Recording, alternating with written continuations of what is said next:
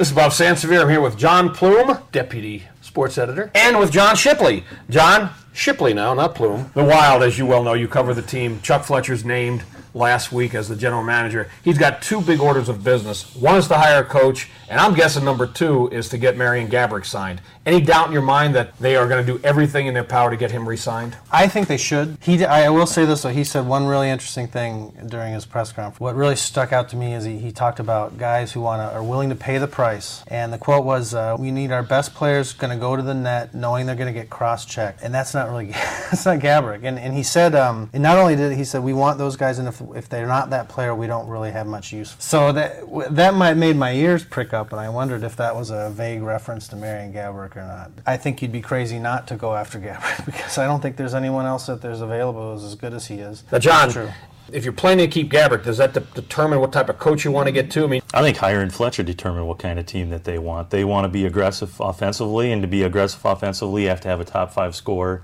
in the league.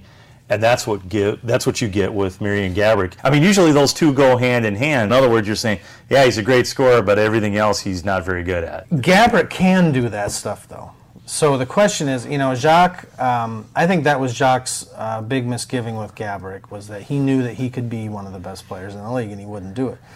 Maybe a new coach gets him to do that. He's big, he's strong. From what you know of Fletcher, is he the type of a GM that will want to discover a coach, or he'd hire a guy who's been there before and has coached as a head coach in the NHL? I do believe that the Wild have their eyes on some guys, and I believe that Pat Quinn is one, Craig McTavish is one, and Pete Laviolette is one. Is that the order you would rank them? The order you just gave us? No, I'd put Laviolette first, and I'm not quite sure why. I think maybe because he's the one guy who has won a cup. He's younger. He's the same age as Fletcher. I think he's going to be the guy. I'd be really surprised if it wasn't him. I think McTavish, there's some baggage that comes along with him. And Laviolette plays the kind of offense I think Fletcher wants to play, aggressive, up-tempo, a lot the way the Pittsburgh Penguins play, and we all know how well they're doing in the playoffs. Interesting stuff. Fellas, we'll have to talk about this again another time. Bob Sansevier with John Shipley, John Plume. See you later.